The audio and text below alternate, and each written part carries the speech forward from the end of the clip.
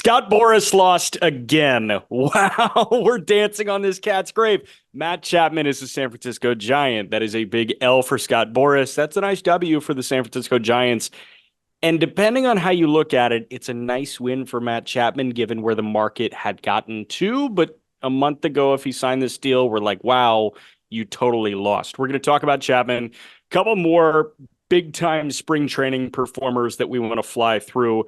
Peter has a very embarrassing personal story off the top. And then the best starting pitchers in baseball, the one you've been waiting for, the best arms in the game. That is the rundown for Monday, March 4th's Just Baseball show. I'm Jack McMullen, and you are Peter Apple, and this episode is brought to you by BetMGM, the king of sportsbooks. If you haven't done it yet, I'm just going to keep pounding the pavement because we don't have much time. Download the BetMGM app on iOS or Android. Put $5 down at standard odds. That's minus 110. Using code JustBaseball first when you deposit. And you will have $150 loaded into your account for free. It's bonus bets that you can use on the MLB season or any other sports that you want to gamble on, you degenerates, because I know I'm doing it. I know I'm trying my best in college baseball right now on MGM, and MGM is keeping my money, to say it lightly. I'm not off to a great start, but I'm trying, right? And I'm using some of the free money that I got from the bonuses. Might as well, right? So it doesn't sting quite as badly. Code JustBaseball on BetMGM. Jack, before we get into my embarrassing story, how's your trip down yonder? How's Norway? Yeah, it's been great. Not Norway anymore. I'm in Copenhagen right now, but I fly back early this week, so I am soaking up my last bit. I'm walking a lot, and I kind of fucked up my calf, Mm. and it's bad because it's not like I'm gonna waste a day in Copenhagen. It's I gotta elevate. No, I'm in Denmark. I'll do that when I'm back in Indiana. Like I'm good. So it's been great. I'm a warrior. I'm fighting through it. How are you? So this story might make you feel better. And I hope, You lock yourself out of your apartment again? No, lock no, yourself in your apartment. You've done no, that several times. yes, this is far more embarrassing than that. This No. is, am I a child? So, and this is a safe space, right? Fans of the Just I- Baseball show, I can tell you anything, right? Because this has nothing to do with baseball. This is just pure embarrassment on my part. This is a safe space, right? Please confirm Mm, before I tell the story. go ahead. Okay. Please confirm. Go ahead. I'm not going to tell you until you confirm. All right, safe space. Go ahead. Okay. I had a great dinner with my girlfriend, right? We cooked up. I think we had like chicken thighs, vegetables, rice. It was a good dinner, right? Very excited eating dinner with her. And afterwards, we have a really good conversation, right? I forget exactly what we were talking about, but it ended in a hug, right? So I'm sitting on the couch after dinner, and it's a little bit of a longer hug. She's like patting my back, right? Kind of like consoling me in a way, even though it wasn't anything sad, but she's consoling me. She's patting me on my back. And I have to lean back, and I just let out the largest burp of my entire life. My girlfriend burped me. I'm a 26-year-old No man way. who was burped. And you could say, well, wasn't that just random? How do you burp a baby, right? You pat on their back, right? You move your hand up and down to get them to burp, right? To release the gas. She did that to me on accident. And I burped like a 2-year-old. I've got way Really, more questions. it shook my world. It really, it made me feel like a little boy. Talk Well, about emasculating yourself. I was burped by my girlfriend. okay, that is not what I was expecting the show to start with at all. I have a lot of questions that don't have to do with being burped. Like, hey, why were you being consoled when it wasn't a conversation that warranted consoling? How was dinner? I've got a lot of other questions that don't have to do with the being burped thing, but like, hey man, good for you. No, You not got good it for me. out. Not good for me. That was, and the look on her face to me, I'll never recover. You know what happens now? You got to break up with her. I don't know what to You do. you have to call it quits, I'm surprised she didn't end it right there. I mean, dude. talk about like a little boy patting me on the back, and I just go, And I look at her and I'm What like, a you just burped me. Do you understand that? She was like, bursts out laughing. So embarrassing. So embarrassing. I'm a 26-year-old man. I'm 6'4", getting no, you're not. burped. Yeah, I You're am. In not 6'4". shoes. In No, you're not. shoes, I'll measure as soon as I see you next. Do you just go to the combine? What'd you clock in at on the 40? 6'4" in shoes. What's your vert, man? Standing vert. All right. Baseball now. Good for you on getting burped. You should be Thank you. fine now. No, I'm good. I mean, I Okay. felt better after, like in terms of Easy. my gas. All right. Let's talk baseball now, huh? Okay. Here's the word. There are three guys that I want to talk about when it comes to spring training right now. Four. I'll add one. I'm going to add Andy Pages of the LA Dodgers. Adam. And I want to talk about Juan Soto, your guy. Mhm. I'm going to talk about Wyatt Langford of the Texas Rangers. And I want to talk about Angel Martinez of the Cleveland Guardians. And these are all going to be relatively quick conversations. Soto is the one that is the slam dunk, home run, literally home run, whatever you want to talk about. Juan Soto, through 4 spring training games, is 6 for 9 with 5 extra base hits, 2 doubles, 3 homers, 7 driven in. He's slashing in what, 11 plate appearances, 667, 727, 1889. So he's got a 2616 OPS in Pretty his good. first 4 games in pinstripes. It's gonna keep going, right? He's gonna do that over 162 and he'll break any WAR record imaginable. Yeah, him and Aaron Judge are going to combine for 200 home runs in the regular season, and the Yankees are going to go 162-0 and win the World Series. Now, of course, it's never that easy, but it is just awesome watching him hit like this. And, a big story coming out of Yankee camp, at least, is like, where are both of these guys going to hit, right? Is Juan Soto going to hit before Aaron Judge? Is Aaron Judge going to hit in the 2-hole? Is Juan Soto going to hit number 3? And Juan Soto is known for being a masher, but I think his calling card, right, is his OBP, right? The fact that he Plate walks discipline. at He an walks more than anybody in baseball. the Yeah. Yankees need him to do damage. They don't. If Juan Soto is walking all season long, it's not ideal, right, for the Yankees, right? It's a good thing to walk a ton, but the Yankees need Juan Soto to do what he's doing right now in spring training. Like, I think for this season in particular, him taking as many walks as possible won't lead to the Yankees' success. I know I handled like a bunch of different subjects all in a row, but I just need him to rake during the regular season, and I Yeah. really Well, don't want him to focus on walking, and that's why I'm excited seeing him in spring training right now. That's my main point. no, and the way that you best position him to do that is by putting him in front of Aaron Judge in the lineup, because not only do you force pitchers to deal with Soto in hopes that there's not going to be, if Juan Soto's hitting with a runner on, would you prefer to attack Soto and he could make it 2-0? Or would you prefer to dance around Soto, walk him like he always does, and then Aaron Judge makes it 3-0? Right. So you want Soto in front of Judge, so he's got that protection on the back end and he will see pitches. Judge all of a sudden turns into a run producer. You look at the RBI numbers from his Maris breaking year, he was not a prolific run producer. Did he lead the American League in RBIs? I'm not sure he did. Probably did, just because he hit 62 home runs. I know he I'm probably not hit north of sure. 120. I'm not sure if he did. I'm gonna look it up right now, but I will tell you that he left RBIs on the table because they had that cat hitting leadoff at points. He did. He had 131. He had Yeah. 62 When you hit homers. 62 home runs, like, you're going to lead the league in RBIs. But But I like Matt understand your Olson point. had 150. Yeah. You know what I mean? If Olson has 150, why can't you put Judge in a situation where he can drive Soto in all the time? If this lineup stays healthy for the entirety of the season, Juan Soto should lead the American League in runs scored, and Aaron Judge should lead the American League in runs driven in.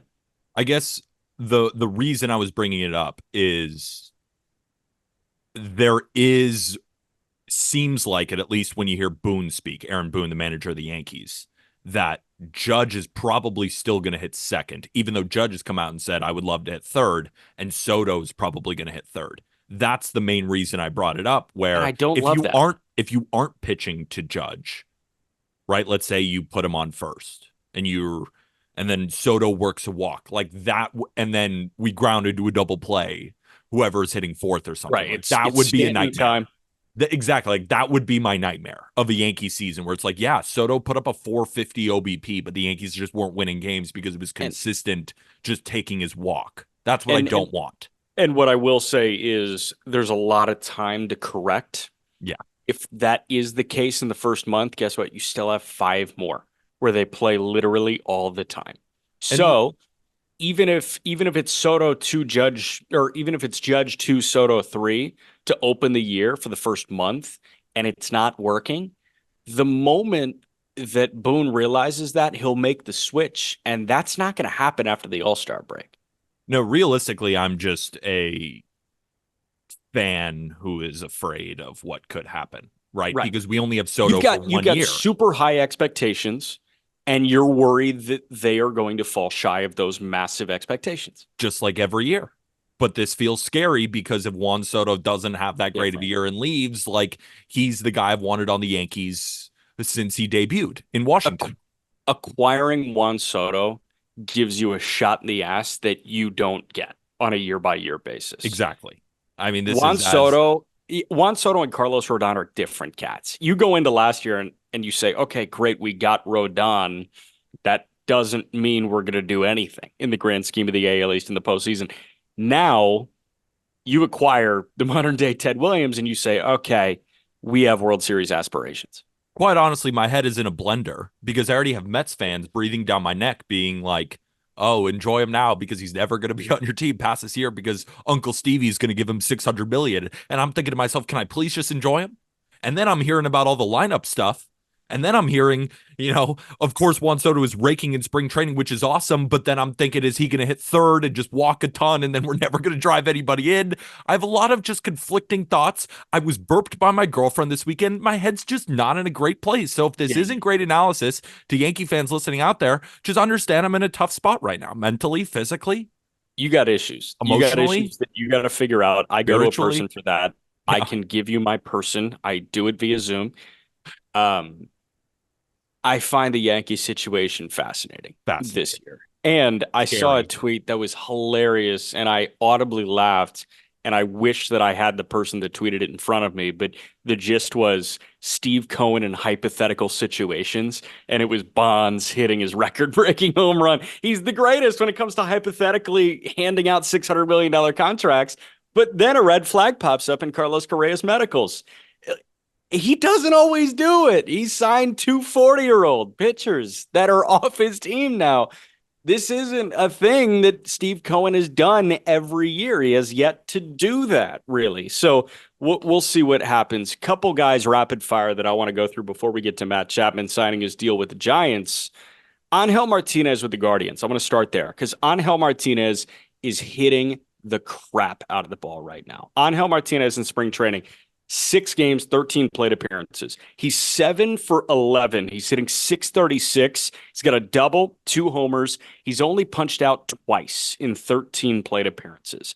K rate was way higher than anybody expected it to be in 2023. 2022, this guy was coming off a great year, had an 850 OPS, playing a good shortstop, 13 homers, 12 bags. He wasn't that great between double and triple A, but he did get to triple A in his age 21 season.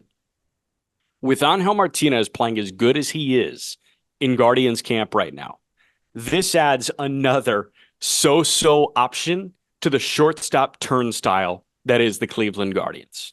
As of right now, I can count Brian Rocchio, Gabriel Arias, Tyler Freeman, who's getting reps in center field, I read, Jose Tena, and Angel Martinez all vying for the opening day shortstop spot.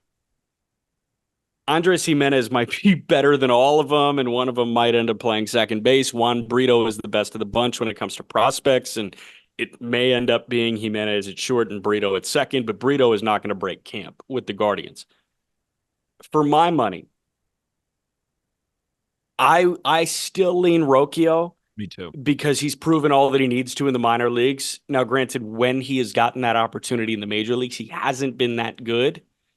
But Arias seems out of place at shortstop to a certain extent. and he's just kind of cut from a different cloth than all those guys. I think Martinez could end up being the best option by the end of this month.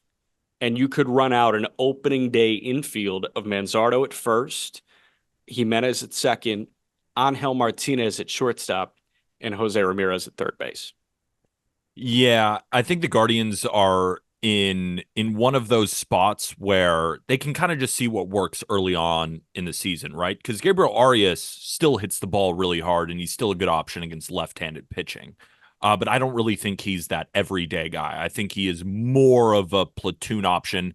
Can definitely, hold his own against righties, but I think that's mostly a spot where he excels. With Brian Roquillo and Angel Martinez, I think they're just both young up and coming prospects where you just have to test it out. So I think earlier on in the season, it'll be interesting to see how Stephen Vogt moves throughout this, because also Tyler Freeman is also an option there, like you said. So if I'm Stephen Vogt, it's kind of going to be a turnstile. But what I think is actually going to happen, because I'm more speaking about if I was Stephen Vogt, I think he's still going to run with Brian Roquillo and just see what happens there, because I think we can both agree the most talented of the bunch is Roquillo. Yeah, I think there was a point where Martinez was trending towards that conversation, but hell, man, not long ago we were talking about Tyler Freeman as maybe the best prospect in that Guardians organization. It's just an 11 plate appearance sample. But at the same I time, know, right, he had a I know. great 2022. I just feel like it's been Roquillo's job, and until Roquillo screws it up, it's going to be Yes, his job. But the reason I brought it up is they have so many options. So what would you do? Would you just run with Roquillo right now, or kind of do a turnstile to just kind of see what works early in the season? I think you break camp with Angel Martinez. If I was thinking in a level-headed way and I wasn't taking too much from 11 plate appearances, but frankly, that's not the sake of the exercise. The sake of the exercise is for me to overreact and spew venom that's going to just get in the way of everybody's logical line of thinking. If I was being a level-headed person, Brian Rocchio is my opening day shortstop. I give him a month. If he's still OPSing 600 like he did in 86 plate appearances last year, and Martinez is raking in Columbus, then I make that switch. And I have Jose Tena as the bench bat. If Martinez is the one that warrants the bump up to the starting shortstop role with Cleveland a month in, then Tena goes to AAA and Rocchio moves to the bench. I I I need them to be done with this shuttle Rocchio back and forth thing. Because last year, Rocchio got up in what was supposed to be his debut, and I think he didn't even make a plate appearance the first time he was up. And then he went back up. It was just a weird year of back and forth. Where am I supposed to be for Brian Rocchio? And I didn't think that was fair for him. I think he should get a fair shot over the course of a month. Having said that, the unreasonable Jack thinks that Angel Martinez is making his case right now. 100%. And to your point about Angel Martinez, right, how he really had it down 2023, it's not like Brian Roquillo was raking through the He was minor raking in leagues. AAA. I mean, kind of, right? He Like wasn't slugging. last year in AAA, I mean, he walked at a great amount, didn't strike out at all, but he put up a 101 WRC plus in There was no AAA in yeah. 116 games with 7 bombs and 25 stolen bases. I think where Guardians fans and, me personally were a little bit surprised. Like, I don't think as a 22-year-old, we were expecting him to hit the ground running with the bat. But the defense being below average initially was a little bit surprising, because I feel like that's more of his calling card. But if he can provide solid defense like he should while putting up a 100 WRC plus, That he's a fine nine hitter. then he's a fine nine hitter, right? And Roquillo is 23 years old and just turned 23, right? We're This getting is a jaded on him. Yeah. Yeah, he turned 23 in January 13th. Like, he was born in 2001. Yeah. I would give this guy a little bit of time. I still think he's the most talented of the bunch, and that's what I think Stephen Vogt is going to do. But I would like to see a turnstile, because it's not like he's earned that, but I think that's what they're going to do. Yeah. A couple more guys. I mentioned this on the call up last week. By the way, listen to the call up this week. Aram was out doing an event with eBay in Arizona over the weekend. and he had 5 to 10 minute sit downs with top 100 prospects galore. You're Mhm. going to hear all of those 5 to 10 minute sit downs chopped up one by one by one. It's going to take us through the entire week. You're going to hear 3 episodes of 5 to 10 minute conversations with guys like Harry Ford, Rhett Lauder, Dalton Rushing, Robbie Snelling, Drew Thorpe, Dylan Lesko, I think. Maybe not Thorpe. Lesko was there. It's ridiculous. Reggie Crawford of the Giants. So stupid. But back to it. I made this point on the call up. Andy Pages of the LA Dodgers already has a couple homers, and they have been moonshots. By the way, did you see Outman's 3-run shot the other day? Yeah, Ball what was torched, what did it crushed, leave the bat? 113, 120. I mean, I it was a piss massacred, missile. Yeah, crazy. But Pages in the same game had a moonshot that left the yard to left. By the way, Jose de Paula, another guy, 18 years old, opposite field homer, age 18 season with the Dodgers in big league spring. great. But Pages, I think, should be the short end of the platoon to Jason Hayward in right field with the Dodgers. They move off Manny Margot. They've got a couple of utility options that they can turn to out there, right? Chris Taylor could get ABs and he can play in the outfield. Let's stop doing that. I'm not in on that. If they're not going to give Miguel Vargas ABs, the right field at bats should go to Andy Pages when there is a left-handed pitcher on the mound. Jason Hayward did not see left-handed pitching last year, and he was awesome against right-handed pitching. He made 8x this year. He made like 750 grand last year. He signed a 1-year, $8 million deal this year because he hammers right-handed pitching. Do not let him see a southpaw and let Andy Pages absolutely feast and play a good right field. He is acing the audition right now. 100% he's acing the audition. However, I think this is overreaction theater. I think it really is because Andy Pages has played one game at AAA, right? They bring in He got Kike hurt. Hernandez. Still, it's just he's played one game at AAA and he's 23 years old. I know he got hurt, but that's still the reality. Yeah. They bring in Kike Hernandez, right? You already talked about Miguel Vargas, who is kind of their guy, right? And I mean, is he their guy? They've kind of sent him off to oblivion in Oklahoma City the last 2 years. I know, but at some point, like, you got to test if he's the guy. So who are you going to give it to? Are you going to just, all right, Miguel Vargas isn't a part of our plans anymore, even though he's been kind of platooning. We haven't given him full run yet.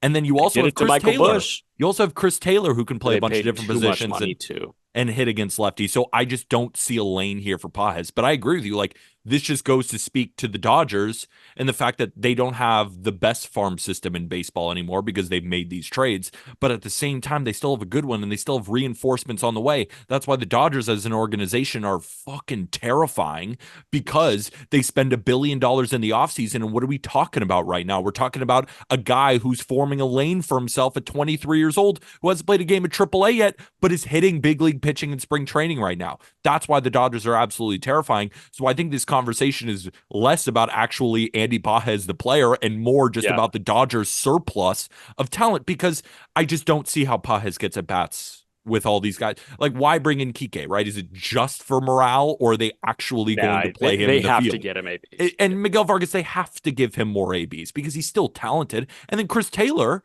right? We're calling Royce Lewis the king of Grand Slams, me included, when Chris Taylor has 6 Grand Slams to himself. Now, does that have anything to do with his playing 2024? No, but at the same time, like, Chris Taylor is still a fine player. Chris Taylor is still a clutch player who I expect to play a corner when Jason Hayward is not facing right-handed pitching, right? So left-handed pitching. Left-handed He's pitching, making so much money. Chris Yeah. Taylor, he got So, it like, back. how is Andy Pages getting a lane here? But I don't agree know. with I you. just really Good. want him to. Like, Andy Pages, I'm looking at his stats right here too. I mean, the guy put up a 140 WRC plus in AA. Like, he's crushing baseballs, but he's way on the outside looking in. That's the point.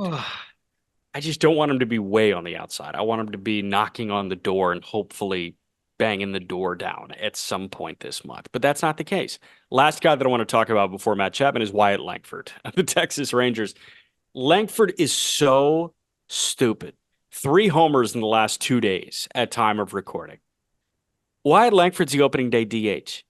You cannot convince me otherwise. He's going to break camp with the Texas Rangers. I thought the minor league stats last year were a fluke. I thought he was just riding this crazy high that he had from UF. But turns out that might just be who he is. How can you not see what this looks like at the major league level in the regular season? To be fair, he did get off to a really rough start, and then it's just been pissing on Really me. rough start over what, 5 plate appearances? Again, we're talking about like 15 plate appearances max for all these guys. No, I agree with you. Right now, Fangraphs, when you go to Roster Resource, has Wyatt Langford slated in as the starting DH. And I'm looking at other options to maybe even try and disprove your point, but how can I, right? Would I rather give Wyatt Langford the shot, and I know he's 22 years old, or Jankowski again? Or Ezekiel Duran, or Josh Smith, or Jankowski again? And the reason the Rangers are in such a good spot is because, let's say, Wyatt Langford really, really struggles. I don't think it's going to happen, but anything could happen with a 22-year-old, right? Let's say he hits the ground not running, hits the ground crawling. Then you can put in Jankowski. Then you can put in Duran. I see no reason why the Texas Rangers shouldn't start on opening day, wherever he hits in the lineup, with Wyatt Langford, either in the DH spot or in the field, right? This is a guy who played, right, at Florida, his college baseball. He's playing a lot of center field. Like, he can run. That's an above average tool of his, right? So if you move him to a corner, he's going to be a good corner outfielder. So I think you're almost kind of wasting his overall talent by putting him at the DH, but I also don't mind it because what? You're going to put Evan Carter at the DH spot? Probably not, right? You're definitely not putting Adolis. And right now, Leody Taveras is just that good of a center fielder. I think it should be Adolis in right, Leody in center, Evan Carter in left, and it should be Wyatt Langford DHing. That's fine by me. They're going to roll with that and see if it fails. I don't think it's going to fail. I don't think it's going to fail either. He rockets baseballs off his They're bat. so good. Yeah, so good. Better year over the course of the full season, Evan Carter or Wyatt Langford? Evan Carter. It's just like, it's almost, I feel like this is a similar conversation to when we had Corbin Carroll versus Jordan Walker. Not exactly, but it's like Evan Carter proved during the regular season that he was a well above average hitter. And then when he got to the postseason, he was hitting third and was an incredibly valuable hitter for the Rangers and what got them to the World Series. So now I'm supposed to say the newcomer is better without proving it yet? I can't do that. I would have to go with Evan Carter. He proved it enough. Like, what did Evan Carter prove to make you think, oh, Wyatt Langford is better before seeing him against big league pitching? I can't do it. It has to be Evan Carter. I don't think it's an indictment on Carter for me to say that I think Langford may have a better year, because have we really ever seen that type of production in such a short period of time from a guy that was taken in the top 5? That's the thing. If he was a second or third round pick that had an out-of-body experience for 4 months and then he was ripping it again, I'm like, yeah, he's going to come back down to earth at some point. He was a candidate to go 1-1. So he's real. Everybody's known that he's been real for 2 years. And now we're just seeing what we dreamt about over the course of half a minor league season and 11 spring training plate appearances. And I'm drunk on the juice. I'm drunk on it. And the ceiling is way too tantalizing. It has way too much allure for me to say, yeah, Carter's going to be better. I'm drunk on Wyatt Langford, and I think Langford's going to have a better year. Evan Carter put up a 180 WRC plus. I know he did. But I don't think he did. If that makes sense. I know he did. Like a 180 in the regular season, a very small sample, 75 plate appearances as a 21-year-old. They're the same age. And then in the postseason, a 155 WRC plus. Oh, I can't hear any. I've seen it against big league pitching. So I can't just go. I hear you. And that is a totally valid thing. Totally valid. I have yet to see Wyatt Langford struggle at any level ever. And frankly, kind of same as Carter, although Langford has been better step by step. The only place that he hasn't been, dude, hold on. The only place that he hasn't been that Carter has is the major leagues. So you're right. Yeah. That's a pretty big point. Yes, it's a huge point. And I'm saying you're fair for saying that, but I'm very excited about what could be. And I'm going to do the thing that I know is wrong. I'm going to do the thing that I know is not logical. And I've said that already twice. And I need you to just accept that I'm doing something that's not logical. I'll accept it because Wyatt Langford is the truth. I said it when he was coming out of the draft. I think he is otherworldly. I said on the show I would take him over Dylan Cruz, that I would take him number one. I would have taken him over Paul Skeens. And I think if you're a Rangers fan listening to this argument, you don't care at all. You don't No, care you who's got right. both of them. This is awesome. I mean, It's the Rangers it's fans the are probably just sitting here Yankees. being like, this is just awesome to hear that we're debating over the two guys when we look at Rookie of the Year voting who are second and third, according to the odds on BetMGM, number one being Jackson Holiday. I would rather bet on either one of these guys over Jackson Holiday right now, because I'm not even sure that Jackson Holiday is going to be the opening day shortstop for the Baltimore Orioles. How can we think that, right? He's not going to play short. I can tell you that right now. If he's going to be on the opening day roster, it'll be as a second base. It might be, and he'd be a damn good second baseman. And he's getting work with his dad's old teammate in Colton Wong, which is hilarious. But for this season, I would take Evan Carter and I would take Wyatt Langford over Jackson Holiday for this upcoming season. Now, for the rest of their career, I can't say. All three are going to be awesome. I mean, I do lean Langford over his entire career. I just think the bat is special. But Evan Carter, the way he was so disciplined in the playoffs and in the regular season, like Evan Carter in the regular season walked at a 16% rate as a 20-year-old, and then as another 20-year-old in the postseason walked at a 14% rate. I don't know what to do. I mean, he's also awesome. This is great. Yeah. If you're a Rangers fan, this is awesome. It is great. All right. Let's talk real quick about Matt Chapman before we get to the starting pitchers. Matt Chapman signed a 1+1+1 deal with the San Francisco Giants. Chapman is making $16 million this year. He's got an opt-out, but he can make $17 million in 2025. Another opt-out, he can make $18 in 2026. And then there's a mutual option for his age 34 season in 2027. So he can max out at 4 years. He technically signed a 3-year, $54 million deal that is in his control. He did get a $2 million signing bonus. So again, it's a pivot for Boras, where, and Boras did this with Correa, mind you. Correa was ready to make a bag. He gets a 1+1+1, and then he loses money when he does sign his long-term deal, and he opts out. Cody Bellinger was supposed to get $200 million. He got a 1+1+1. Matt Chapman was supposed to get $100 million. He got a 1+1+1 for half that. Good for Matt Chapman going back to the Bay. I bet he wanted to go back to the Bay because he had a great time in Oakland and he went to the better franchise in the Bay. Good for the Giants for finding another player that can be a star. I don't think that Chapman's on the downhill now. I think that platinum glover and the 30 to 35 homer threat may be gone, but there's still a lot of good baseball, I think, left in Matt Chapman. But bad on Scott Boras for losing. And this officially marked the downfall of that guy, I think, in the game. Yes, I want to talk about that. Before that, I want to give some Matt Chapman stats for Giants fans to chew on a little bit, provided by our all-star team that is now running our Twitter. Shout out Yankees World. Go follow him on Twitter, or Addison. MLB Metrics. Addison and Will runs MLB Metrics, and we got Peyton.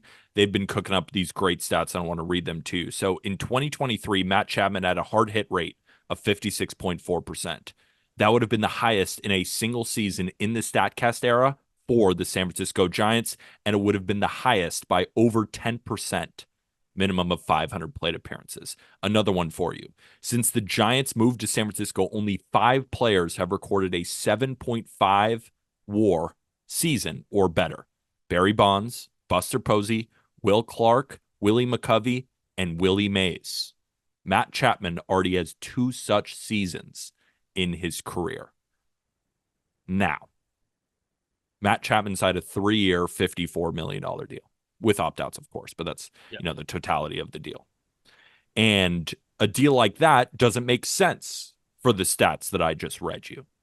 However, while he has been hitting the ball hard, the production hasn't been there in droves, right? He got off to that incredible start with Toronto last season and then really, really tapered off. So what exactly are you getting from Matt Chapman, the bat, right? Because we know what he's going to provide defensively. This guy is one of the best defenders in the last decade of Major League Baseball at third base. Multiple gold gloves, platinum gloves, you name it. Matt Chapman's got it. Yeah. 3 years, 54 million is kind of, I mean, it's much less than like we thought based on this crazy market. And I think that goes with your point, right? With Scott Boras, right? The fact is that Cody Bellinger was seeking 200 plus $1 million, So, settled yeah. for $80 million in opt-outs. Matt Chapman was reportedly seeking $150 million. That's why he turned down an extension worth $100 million with the Blue Jays. Because I think, and remember, this is all speculation, right? We haven't talked to Matt Chapman, right? And then he signs this 3-year, $54 million deal with the Giants. My question is, why didn't the Blue Jays get back involved? Because there was reports that they were willing to do 5 for 100. Why didn't they go back in? And I think that speaks to your point. They might have burned the Scott Boras bridge, be like, you know what? We're done with this. We don't want to deal with you anymore. Or was it Matt Chapman not wanting to go back to Toronto?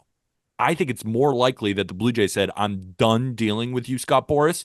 We don't care what Matt Chapman signs. You can go somewhere else. I'm more inclined to think that rather than Matt Chapman just didn't want to go back with the Blue Jays. Because it makes no sense to me that the Blue Jays would not get back involved at that price point.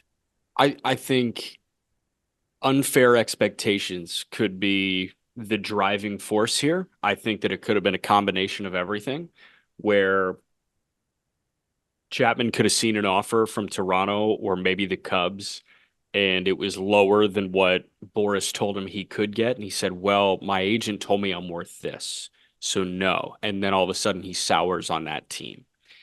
Again, we have no idea if that is the case or not. What I will say is Scott Boras is a huge fan of cliches. So maybe he was riding on the cliche of good things come to those who wait. That's not the case anymore. It has been the case at points over the course of Scott Boras's career, negotiating for his clients, but that's not the case right now. The best price points come at a time of panic, and right now we're not necessarily at a time of panic for anybody. You're at a time of, maybe roster crunch panic, or hey, we had a starter go down, we need another starter. I do think the market is actually better for his two pitching guys that are left in Snell and Montgomery. Having said that, thought it was freaking crazy that they waited this long for Matt Chapman for this to happen. And part of why these athletes pay an agent is, yes, to negotiate their contracts, and yes, to try and get the best deal, and yes, to make them feel good about themselves. But a really important part of that is they want somebody that's going to be honest with them at all times. And I feel like Scott Boras isn't doing a really great job of being honest with anybody. I feel like he is talking to these teams, and then he's talking to these players, and he's getting wires crossed everywhere. How can that guy expect 3x more than he got? It doesn't make any sense. So either teams are lying to Scott Boras, or Boras is trying to make up a number that was never realistic to be reached in the first place. And I don't know which one it is. Yeah, no, I don't know which one it is either. But speaking from the Giants side, because I think, we've made enough points about Scott Boras at this point. 3 years, $54 million. No, it's amazing. Steal. Is a great deal for the Giants, especially because they're not wrapped in long term, right? If Matt Chapman and Scott Boras think, oh, now that I'm 31 years old and I'm coming off a 115 WRC plus with the Giants, now I'm going to get my 5-6 year deal worth 150 plus million. I just don't think that's going to happen. There's a good chance, right, that Matt Chapman has a 108 WRC plus, puts up a 3-win season, and then is like, you know what, I might just stay for another year, right? That could end up happening as well. But for the Giants, you kind of needed a third baseman, right? I don't know if JD Davis was the answer, right? And of course, you have Wilmer Flores who can go over and play third, but you kind of needed a guy like Matt Chapman, right? Yeah. You have Casey Schmidt, but he didn't prove anything with the bat when he first came up. He's a great defender, right? And can play short, can play a bunch of different positions. That might be his role, his lane with the San Francisco Giants in 2024 and beyond. But at least for this year, or you have Casey Schmidt kind of learn behind Chapman. And if he wants to opt out, sure, right? I don't think they're losing sleep over that. No. Um, what do you think of the Giants offseason overall so far? Jung-Hoo Lee, Jorge Soler, Robbie Ray, Jordan Hicks, Matt Chapman. It's kind of provided a pretty well-rounded unit with San Francisco, other than the pitching staff, just because Alex Cobb is going to start on the IL to open the year, right? Yeah. Because he had hip surgery back the end of October, and Robbie Ray is, of course, coming off Tommy John surgery. But like Yeah. right now, their rotation is Webb, Harrison, Hicks, Keaton Wynn, who I actually don't mind, and Sam Jelly. Sam Jelly will not be the starter. I assume it's going to John be Jelly. probably going to be a lot of Ryan Walker openers, I which love is Walker. fine. But the offense is a lot better than what it was. It's a lot better. And our problem with the Giants since 2021, so I guess the last 2 years, has been lack of star power. Buster Posey retires, now what? And they've been big fish hunting.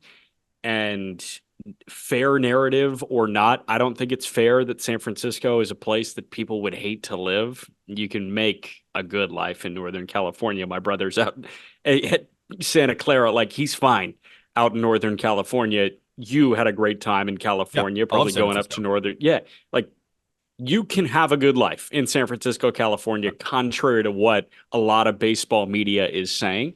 Every Um, single big tech company is placing their headquarters in Silicon Valley, which is in yeah, Northern welcome to the California, very Silicon Valley. close to San Francisco. Yeah. I don't think that was really the issue, but I think you have narrative here. And frankly, your team is not good enough to land a really, really big fish. They were not good enough to land an Aaron Judge. They're not going to be good enough to land a Juan Soto. Thought Machado was going to be available. They clearly weren't good enough to land Ohtani. Yamamoto liked it, but Yamamoto wanted to go play with Ohtani. So they're missing big fish, big fish, big fish, big fish. What do? They go get three medium-sized fishes to make their offense much more enjoyable. And those guys are not Lamont Wade's. Lamont Wade has been good, but you're not going to give Lamont Wade $80 million. You're not going to give Lamont Wade $50 million. Go find $50 million players. This is the Moneyball thing. You win it in the aggregate, right? It's finding three to supply the production of one, and you're hoping that three can supply the production of two. And I think that they got three bats that can do that in Lee, in Soler, and in Chapman. And the Giants offense, I'm looking at it right now, right? If Patrick Bailey and Marco Luciano can have great seasons, like Yaz is still a decent right fielder. Yeah. Chapman is obviously a good third baseman. Conforto is still a good left fielder. Jorge Soler can hit you 30 bombs from the DH spot. Lamont Wade Jr., OBP machine at first base. Tyro Estrada was, I think, an all-star. Like, he was great for the Giants last year. And then Jung-Hoo Lee just hitting 300 with his 10 home runs, but steals and playing a good center field. Like, this is a well-rounded group where you don't see a lot of outs. Like, you don't see a guy like a Juan Soto or something where you have to pitch around and he's an impact bat and can change a game on a dime, but they have a lot of guys where it's like, if it's first and second, one out, I have faith that most of the hitters in the lineup can get the big hit, which I think is important because the Giants have had like two or three of those guys for the last couple of seasons. Now they have five or six. So it's a more Yeah. exciting offense. I wish they would add one more starting pitcher, but they're also the kings of openers. And this offseason, it seems like they've been the kings of value, right? With a lot of guys who were looking for big time deals and thought to themselves, I might not get it. San Francisco Giants were thought to themselves, well, we'll offer you a lower deal. And a lot of them are taking it, and it's working out quite well for them. So, Yeah. yes, Scott Boras, right? Like Blake Snell is still unsigned. A guy who's looking for $270 million. We're hearing reports that the Phillies are interested on a short-term deal, that the Yankees offered him, what, $168 million, near a Rodon type deal. The Angels are interested in a deal similar to what the Yankees are offering. And Boras is saying no, and he's still left unsigned. Same thing with Montgomery. Same thing with JD Martinez. Like, why isn't JD Martinez on a team right now? Right? And the more and more we talk about this and the more and more pods we do, it's getting more and more difficult for these guys to be ready for opening day. And frankly, it's annoying me. It's annoying I'm me. Like, this done is annoying. talking about where the fits are. The two things I hate, the fits and the injuries. Scott Boras is If I responsible for at least one, and if these guys don't get on the mound sooner rather than later, he might be responsible for both of them. if I can watch your direct competitors throw a baseball live on live television on my laptop on MLB TV, I'm done talking about where you best fit.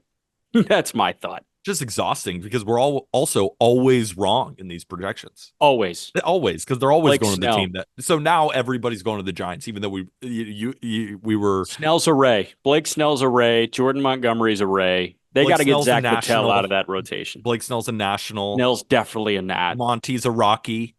Sure. JD is a Durham Bull. Okay, so minor league deal with Tampa. He and Naoki Uesawa. I'm Yes. in.